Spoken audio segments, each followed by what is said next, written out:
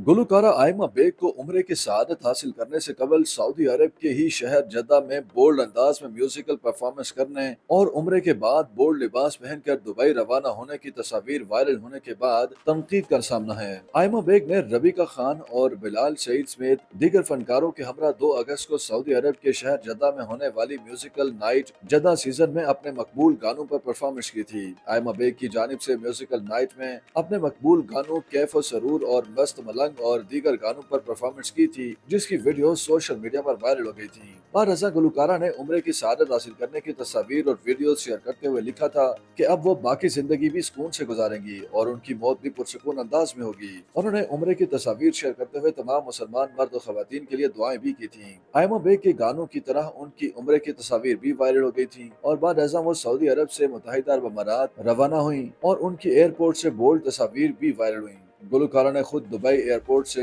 Board लिबास में तस्वीर शेयर करते हुए बताया था कि वह सऊदी अरब में म्यूजिकल परफॉर्मेंस करने और उम्रे की अदायगी के बाद दुबई रवाना हो रही हैं, जहां से वो अगले सफर पर रवाना होंगी। आयमा बेग की जानिब से उम्रे से कबल म्यूजिकल परफॉर्मेंस करने और बाद रजा बोर्ड लिबास पहनकर सऊदी अरब से दुबई जाने की तस्वीर वायरल होने पर उन्हें सोशल मीडिया सारिफीन ने आड़े हाथों भी लिया और साथ ही उनकी हिदायत के लिए दुआएं भी की। ज्यादातर सारिफीन ने उन्हें उम्रे से कबल म्यूजिकल कंसर्ट और बाद रजा बोर्ड लिबास पहनकर सऊदी अरब से रवाना होने पर आड़े हाथों लिया। कुछ अफराद ने कमेंट्स किए कि शोबिस के लोग उम्रे की अदायगी भी फैशन के तौर पर करते हैं। ज्यादातर सारिफीन ने आयमा बेग के अमल को नामुनासिब करार देते हुए उनकी हिदायत के लिए दुआएं की।